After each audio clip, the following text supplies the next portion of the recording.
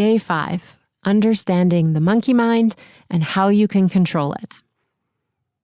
Monkey mind is a Buddhist concept that describes lack of control in one's thoughts. As we talked about on day 2, up to 95% of our thoughts are on repeat from day to day.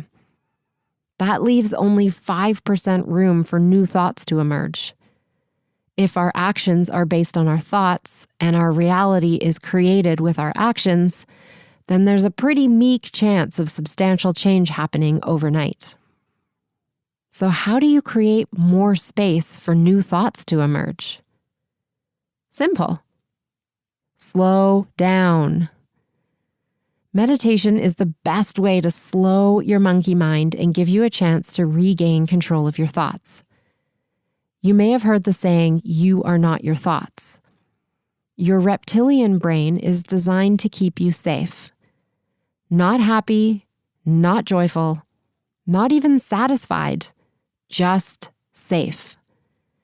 And when you're thinking the same anxiety-producing, low-vibe, resentful thoughts day after day, it becomes extra tricky to train your brain to move from surviving to thriving. It starts with thoughts first thing in the morning, like, I'm so tired. I don't want to get out of bed yet. Or, great, we're out of cream again. Every action you take started first with a thought, then a feeling, and lastly, the manifested action. Meditation helps you to slow down so you can create space between each of those so that you can catch the root thought, changing the hormone and chemical release in your brain, and ultimately choose a different action. This is emotional maturity.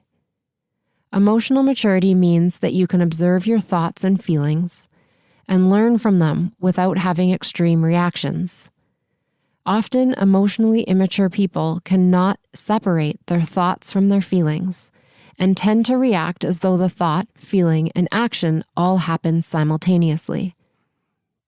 They are reacting based on the levels of chemicals and hormones in their body. The thought begins in the brain, releasing chemicals and hormones that cause the feeling, and the action is actually a reaction based on a previous experience the brain remembered. Meditation teaches us to create space between the thought, the feeling, and the reaction, so that we can understand ourselves better and respond from a place of higher order in the brain. This doesn't mean you don't get angry or never experience sadness. It creates a more authentic experience of life, where you speak from your heart and not your ego that operates only to protect you from repeating past hurts. Many people think they can't meditate because they can't stop all thoughts. Their mind is too busy, they say. This is why it's called a meditation practice, because it takes practice. You can't expect to tame a wild monkey in the first minute you meet it. Meditation is about choosing one thing to focus on, like your breath, a mantra, someone's voice, or an image, and continually returning your attention to that each and every time you catch your thoughts running away on you. This will happen over and over and over again. Each time you notice yourself thinking about something, celebrate that you caught yourself and return your focus back to your one thing. There's no sense in getting discouraged or shaming yourself for getting lost in thought. That's just the work of the ego. Sometimes I laugh at myself or just smile because it's quite comical how busy my mind can be.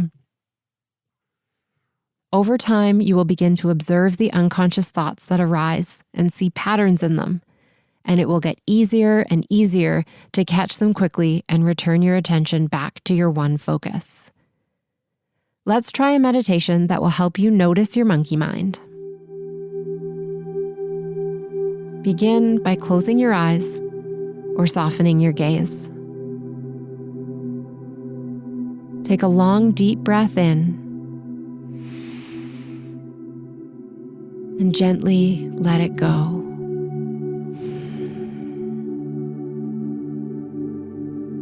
Do that one more time. Long, deep breath in, and gently let it go. Today, we are going to do a mantra meditation. We will practice repeating the words, "let go." Each time you notice you are no longer repeating the mantra, simply notice your mind. It's wandered, and return it to repeating, "let go." You might even try imagining letting go of the thought that distracted you as it floats away and your attention returns to the words, "let go."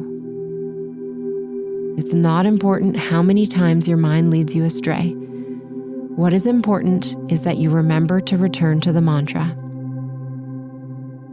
Let's do this for just less than a minute. When you hear the sound of my voice again, you can release the mantra.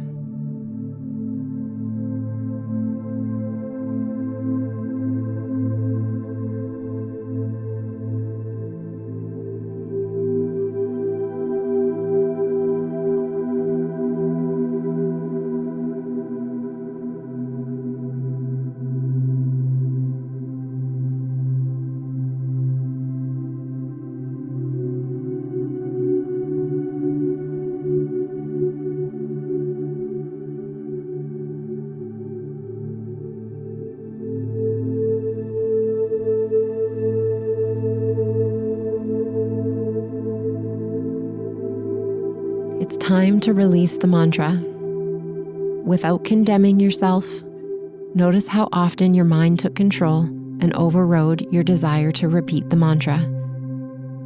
This is the monkey mind. The goal of meditation is to train it to focus on one thing at a time. When you are ready, you can slowly open your eyes and ease back into your day. Well done. I'll meet you here tomorrow for day 6.